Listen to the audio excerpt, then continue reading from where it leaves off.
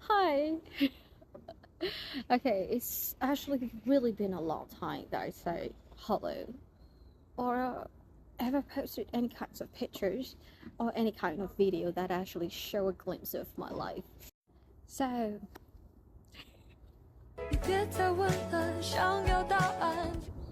while I'm studying Master's Media and Communication at Songshi University, I got a great chance. A really great chance to be able to work together with the team which arrange and manage for the Korean language learning students here at Songshi University.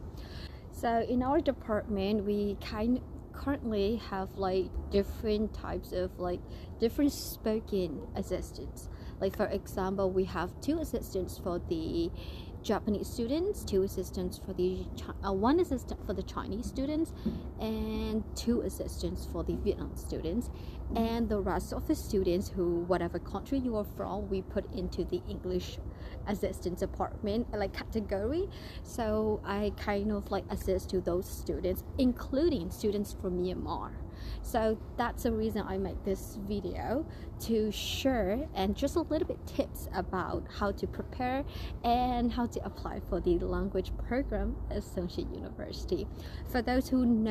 already know about the tips and everything, I think you can skip this video. But for students who want to learn more about how to apply, how the scrutinizing, how the paperwork, how the process of applying language program in university in Korea works, continue watching this program.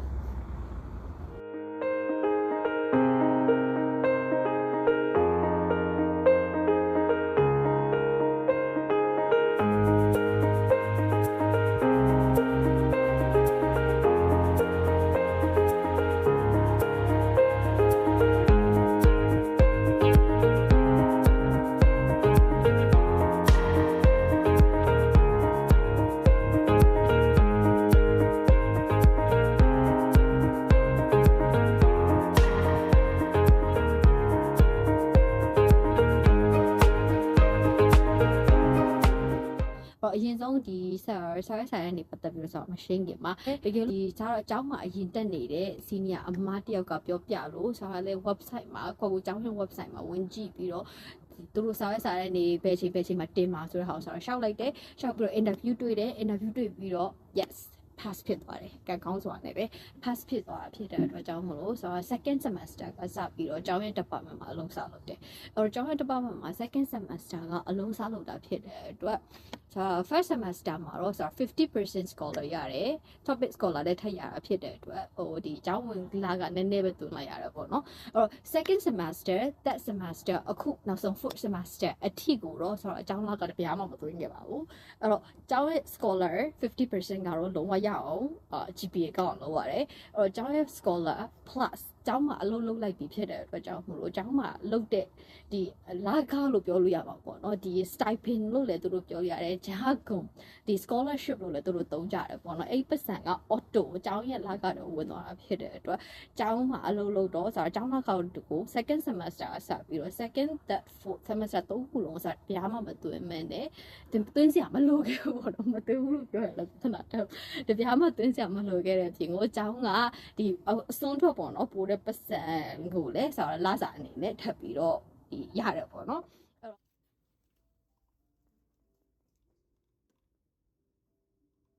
အခုလောလောဆယ်ဒီဆုံးရှိမှာဆိုလို့ရှိရင်ဆိုတော့ကျောင်းလျှောက်တဲ့ကျောင်းသားတွေရှိတယ်ဆိုလို့ရှိရင် language နဲ့ပတ်သက်ပြီးတော့ကျောင်းလျှောက်တဲ့ကျောင်းသားတွေရှိတယ်ဆိုလို့ရှိရင်အရင်ဆုံးဘယ်လိုရှိနေမှာကျောင်းလျှောက်လို့ရမယ်ဆိုတော့အနည်းဆုံး10နဲ့အောင်ထားတဲ့လက်မှတ်ရှိကိုရှိရမယ်10နဲ့အောင်ထားတဲ့လက်မှတ်ရှိမှာဘယ်နိုင်ငံကကျောင်းသားမဆိုပေါ့နော်10နဲ့အောင်ထားတဲ့လက်မှတ်ရှိကိုလိုတယ်ပြီးတော့ဒီနိုင်ငံတွေအလိုက်ကိုကွာတယ်ဆိုပေမဲ့ဆောင်းမြန်မာနိုင်ငံကရှောက်မယ်ဆိုတဲ့ကျောင်းသားရှိတယ်ဆိုလို့ရှိရင်တော့အနည်းဆုံးဒီတစ်နှစ်စာပေါ့နော် semester 4ခုကိုတပြိုင်နက်တည်းတစ်ခါတည်းရှောက်မှပဲ D4 visa ရှောက်လို့ရတဲ့အခြေအနေရှိတယ်ပေါ့နော်အဲ့တော့2025အတွက်ကိုထပ်လျှောက်ရှင်နေဆိုရင် semester 2ခုပဲကျန်တော့ fourth semester နဲ့ winter semester အဲ့တော့ fourth semester ဆိုလို့ fourth semester ကဘယ်ချိန်စမလဲဆိုရင်6လပိုင်း10ရက်နေ့မှာစပြီးတော့17လပိုင်း21ရက်နေ့အထိ အဲ့တော့ fall semester ကိုရှောက်ချင်တယ်ဆိုလို့ရှိရင်တော့9လပိုင်း1ရက်နေရနေပြီးတော့9လပိုင်း20ရက်နေ့ထိရှောက်လို့ရတယ်အဲ့တော့ winter semester ကတော့ဒီ2025တခုလုံးရဲ့နောက်ဆုံး semester ပေါ့နော်အပိတ် semester လို့ပြောတယ်အဲ့တော့နောက်ဆုံး semester ဖြစ်တဲ့အတွက်ကြောင့်မို့လို့2025 12လပိုင်း10ရက်နေ့မှာစပြီးတော့2026ထိသွားတယ်2လပိုင်း20ရက်နေ့မှာအဲ့ဟိုဒီ duration မှာပေါ့နော်ဒါ semester သွားမယ်အဲ့တော့နောက်ဆုံး2025ရဲ့ winter semester ချင်တယ်ဆိုလို့ရှိရင်เนาะ10လပိုင်း1ရက်နေ့ကနေပြီးတော့10လပိုင်း20ရက်နေ့မှာရှောက်လို့ရတယ်ပေါ့နော်ဒါကတော့ကျောင်းလျှောက်ရတဲ့အသေးစိတ်အဲ့အသေးစိတ်တွေသိချင်တာတွေရှိရဆိုလို့ရှိရင်ကျောင်းမှာမေးဖို့မေးမယ်ဆိုလို့ရှိရင်ဆရာတို့ကအသေးစိတ် file လေးတွေဘယ်လိုရှိပါလဲဆိုတော့အသေးစိတ်ကျောင်းသားတိုင်းကိုမေးပို့ပြီးတော့မေးတဲ့အကြောင်းသားတိုင်းကိုဆောင်းပြန်ပြီးအကြောင်းကြားပေးတယ်ဒီ social language မှာဆိုလို့ရှိရင်เนาะ level 1 2အစပေါ့เนาะအခြေခံ level ဆိုလို့ရှိရင်เนาะဆရာနေ့လေတနားရီခွဲရနေပြီးတော့ညနေ9နာရီခွဲအထိတက်ရတယ်အကြောင်းချိန်ပေါ့နော်တစ်ပတ်က9ရက်တက်ရတယ်စနေတင်းတွေ2ရက်ပဲပိတ်တယ်အဲ့ဒီ schedule လုပ်ပေးထားတဲ့ဒီ semester တစ်ခုလုံးအချိန်အတွက်မှာအဲ့တော့ဒီ level 3 to 6 level မြင့်တဲ့ level တွေကတော့မနက်9နာရီကနေပြီးတော့မှနေ့လယ်10နာရီအထိအတန်းချိန်အဲ့လိုရှိတယ်ပေါ့နော်တန်းချိန်အဲ့လိုရှိတယ်ပြီးတော့ဒီဆရာတို့ဒီဆုံးရှိ language မှာတော့တကယ်လို့ကြောင်းလျှောက်ပြီးတော့လက်ခံတယ်ဆိုလို့ရှိရင်ဆရာတို့က level test ရှိတယ် level test ကတော့ online ကနေဖြေရတာဖြစ်တဲ့အတွက်အရင်ကြီးတော့မခက်ဘူးကွာနောက်ပြီးတော့ level test ကကြတော့ကွာ level test မှာအမှတ်ကောင်းရတယ်မကောင်းတော့မရှိဘူးကွာအဓိကကတော့ဒီကျောင်းသားကဘယ် level နဲ့ပို့ပြီးတော့ကိုက်ညီလဲဘယ် level ကိုတက်မယ်ဆိုလို့ရှိရင်သူ့အတွက်ကပို့ပြီးတော့အစစ်တီးနိုင်လဲဆိုတဲ့ဟာမျိုးဆိုတော့စစ်တာဖြစ်တဲ့အတွက်ကြောင့်မလို့ level test ရှိပြီးတော့အဲ့ level မှာထွက်လာတဲ့အဖြစ်ပုံတည်ပြီးတော့ဘယ် level နဲ့စတက်တော့အဆင်ပြေပါတယ်ဆိုပြီးတော့ဆိုတော့ဒီ assign ချပေးတယ်ပေါ့နော်လောလောဆယ်ဆရာတို့ဆုံးရှိရဲ့ language program ရဲ့ကျောင်း semester တစ်ခုစာက16သိန်း semester တစ်ခု16သိန်းပေးရတယ်ကိုရီးယား1เนาะကိုရီးယား1 16သိန်းပြီးတော့စာရွက်စာတမ်းတွေလျှောက်တဲ့အခါကျတော့စာရွက်စာတမ်းတွေအနေနဲ့ပြောမယ်ဆိုလို့ရှင်เนาะဆရာတို့ဒီလောလောဆယ်ဆုံးရှိ language ကကြတော့တန်ယုံစီးလို့တယ်တန်ယုံစီးပါဖို့လိုတာဖြစ်တဲ့အတွက်ကြောင့်လောလောဆယ်အထိပေါ့နော်နောက်ပိုင်းဘယ်လိုပြောမလဲဆိုတော့လည်းမသိသေးပဲမဲ့လောလောဆယ်အထိကတော့တန်ယုံစီးပါဖို့လည်းလိုတယ်ဒီ bank statement တွေပါဖို့လည်းလိုတယ်ဒီပြီးတော့ဒီ bank statement ကိုမှ statement တစ်ခုတည်းမဟုတ်ဘဲနဲ့ငွေအသွင်းထုတ်လုပ်ထားတယ်အနည်းဆုံး6လစာစာရွက်စာတမ်းတွေလည်းပါဖို့လိုတယ်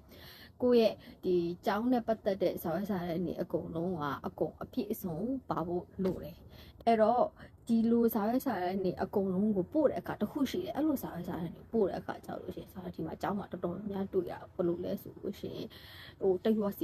ီတွေပို့တာပေါ့နော်အဲ့တော့ဖြစ်နိုင်မယ်ဆိုလို့ရှိရင်ကျောင်းရဲ့လိုအပ်တဲ့စာရွက်စာတမ်းတွေဘာတွေလိုလဲဆိုတဲ့အတိအကျကျောင်းရဲ့ကိုရှောက်ချင်တဲ့ကျောင်းရဲ့ email မှာမေး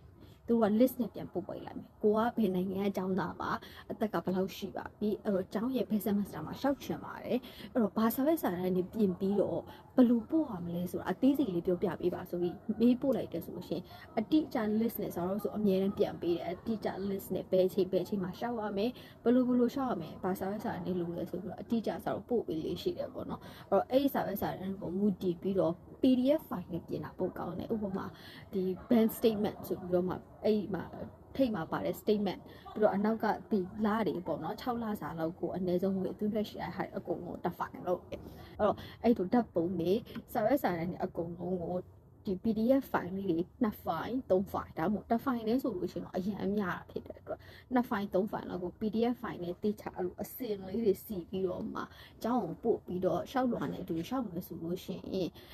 first impression အနေနဲ့ပို့ပြီးကောင်းအော်ဒီကျောင်းသားတိကျဖြစ်နိုင်တယ်အဲ့တော့မိဘတွေရဲ့ဝင်ငွေထောက်ခံစာကတော့အမှန်တိုင်းပြောရရင်တော့လိုတယ်လို့ပဲပြောရမှာပေါ့နော်လောလောဒီလိုစာရွက်စာတမ်းတွေအကုန်ပြင်ပြီးတော့ရှောက်မယ်ဆိုလို့ရှိရင်တော့ဒါပို့ပြီးတော့ chance တွေလည်းပုံများတယ်ပေါ့နော်အဲ့တော့ agency ကနေလျှောက်လို့လည်းကောင်းတယ်ကိုယ့်ကိုလျှောက်ရှင်တဲ့သူတွေရှိရဆိုလို့ရှိရင်လည်းဒီလိုအချိန်လေးတွေအတိအကျမှတ်ပြီးတော့ရှောက်ရင်ပို့အဆင်ပြေတယ်ပေါ့နော်ဒါဆောင်းဆုံးရှိမှမဟုတ်ဘူးကိုရီးယားရဲ့ဘယ်ကျောင်းကိုပဲရှောက်ချင်ကျောင်းရဲ့ website ကိုသွားပြီးတော့ကျောင်းကိုအသေးစိတ်လမ်းမေးလို့ရတယ်ကျောင်းတိုင်းကဖြည့်ပေးတယ်ပေါ့နော်ဒီမှာကတော့ဘယ်ကျောင်းဆိုကျောင်းတိုင်းကတေချာဖြည့်ပေးကြတာရှိတယ် okay နောက်ပြီးတော့ကျောင်းဆောင်းဆုံးရှိမှာဒီ language ကျောင်းသားတွေအတွက်ဆိုလို့ရှိရင်တော့ဒီအဆောင်ရှိတယ်အဆောင်မှာဆောင်းကျောင်းမှာလောလောဆယ်အဆောင်2မျိုးရှိတယ် resident hall ရဲ့ global brain hall ဆိုပြီးတော့2မျိုးရှိတယ် resident hall ကတော့ယောက်ျားလေးရောမိန်းကလေးရောရှောက်လို့ရတယ် 2ယောက်ခန့်ပေါ့နော်အဲ့ global brain hall မှာဆိုလို့ရှိရင်တော့2ယောက်ခန့်ရဲ့4ယောက်ခန့်ရဲ့ရှိတယ် global brain hall ကကြတော့ main ကလေးပဲတည်တံ့ရှောက်လို့ရတယ်ဘာဖြစ်လို့လဲဆိုလို့ရှိရင် global brain hall ကဒီရေချိုးခန်းလို့ပြောမှာနော်ရေချိုးခန်းဒီ bathroom ကကြတော့အကုန်လုံးနဲ့ share ပြီးတော့သုံးရတဲ့နေရာဖြစ်တဲ့အတွက်ကြောင့်မို့လို့ resident hall လို့မျိုးကိုယ့်အခန်းထဲမှာရှိတာမဟုတ်ဘူးဖြစ်တဲ့အတွက်ကြောင့်မို့လို့ global brain hall ကတော့2ယောက်ခန့်ပဲဖြစ်4ယောက်ခန့်ပဲဖြစ် main ကလေးပဲတည်တံ့ရှောက် main ကလေးပဲတည်တံ့ရှောက်လို့ရတယ်ပေါ့နော် okay အဲ့တော့ဒီဟာကတော့ဆိုတာအခု language မှာဆိုတာ language department မှာအလုပ်လုပ်နေရင်ဒီ tip လေးပေါ့နော် tip လို့လည်းပြောလို့မရပါဘူးအဲ့လိုအကြီးကျယ်တိုက်ရအောင်လောက်လေကျမအများကြီးရှင်းမပြတတ်သေးဘူးဆိုတော့ပေါ့နော်ဒါပေမဲ့လည်းဒီလိုစိတ်ဝင်စားတဲ့ကျောင်းသားတွေရှောက်ချင်တဲ့ကျောင်းသားတွေရှိရဲဆိုလို့ရှိရင်ဆုံးရှိရဲ့ဒီ language program မှာဆိုတာအခုဒီချိုချိုအနေနဲ့အလုပ်လုပ်နေတာဖြစ်တဲ့ language department မှာပေါ့နော် language ကျောင်းသားတွေကို manage လုပ်ပေးတဲ့ administrative department မှာအခုလောလောဆယ် English ချိုချိုအနေနဲ့ assist လုပ်နေတာတစ်နှစ်3လဆိုတော့တစ်နှစ်3လကျော်လောက်ပဲရှိပြီပေါ့နော် semester 2ခုကျော်သွားပြီဆိုတော့တစ်နှစ်ကျော်လောက်ရှိသွားပြီဆိုတော့အဲ့တော့အဲ့လိုအလုပ်လုပ်နေတာဖြစ်တဲ့အတွက်ကြောင့်မို့လို့အများကြီးတော့မဟုတ်ဘူးဆိုတာ sharing လုပ်ပေးတတ်တာလေးပေါ့နော် sharing လုပ်ပေးတတ်တာလေးကိုဆိုတာဗီဒီယိုလေးလုပ်ပေးပြီးတော့ sharing လုပ်ပေးချင်လို့ဒီဗီဒီယိုလေးကိုလုပ်လိုက်တာပါ안녕하세요.လောလောဆယ်ကျွန်တော် language မှာတော့ scholar အနေနဲ့ပြောမယ်ဆိုလို့ရှိရင်တော့စသဖြင့် firstly sharp တဲ့ကျောင်းကအစ်စ်တွေအတွက်တော့ scholar တည်တတ်မရှိဘူးပေါ့နော်ဒါပေမဲ့ကျောင်းမှာတက်နေရင်းနဲ့မှဒီအတန်းထဲမှာဒါမှမဟုတ်ရှင်ကိုတက်တဲ့ level တစ်ခုလုံးမှာအမှတ်အများဆုံးဖြစ်တဲ့ကျောင်းသားတွေအတွက်ဆိုလို့ရှိရင် partly ဒီတင်တော်တဲ့ amount တစ်ခုပေါ့နော်ဒီ partly scholar အနေနဲ့ scholarship ဆိုပြီးတော့ဒီငွေသားပြန်ရတဲ့ဟာတွေလည်းရှိတယ်ပေါ့နော်အဲ့တော့အဲ့ဒါဒီဆုံးရှိမှမဟုတ်ပါဘူးပဲအကြောင်းပါပဲဖြစ်ဖြစ် language နဲ့တက်ချင်တဲ့အကြောင်းသားကျောင်းသူတွေရှိရဲဆိုလို့ရှိရင်အမြန်ဆုံးအကောင့်ထဲပေါ်ကြပါစေလို့ဒီကနေပြီးတော့ sharing လုပ်ရင်းနဲ့စူတောင်းပေးလိုက်ပါတယ်ရှင့်အဲ့တော့နောက်ထပ်တစ်ခုဒီ advertising major ဖြစ်တဲ့အတွက်ကျွန်မကြော်ညာလေးနည်းနည်းဝင်ပါပဲเนาะအဲ့တော့နောက်ထပ်တစ်ခုအနေနဲ့ကတော့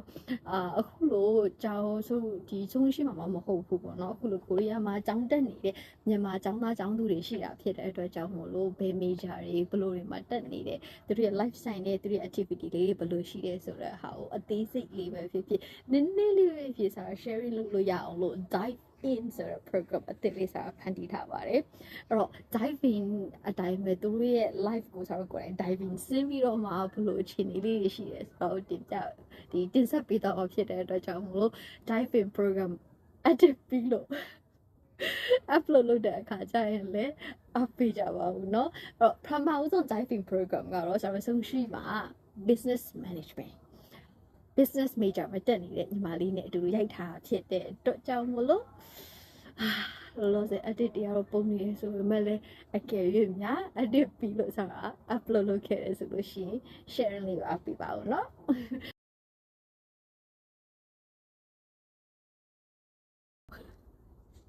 그러면은 제가 이 영상은 여기서 끊을게요. 그리고 더 재미있는 다이빙 프로그램 만들고 있으니까 혹시 편집 끝나고 업로드 할 때는 조금이라도 사랑, 관심 부탁드리겠습니다. 그러면 오늘은 여기서 끝! 내일은 더 재미있으니까 놓치지 말고 다음의 이야기는 기대하세요. 빠이! 사랑해요.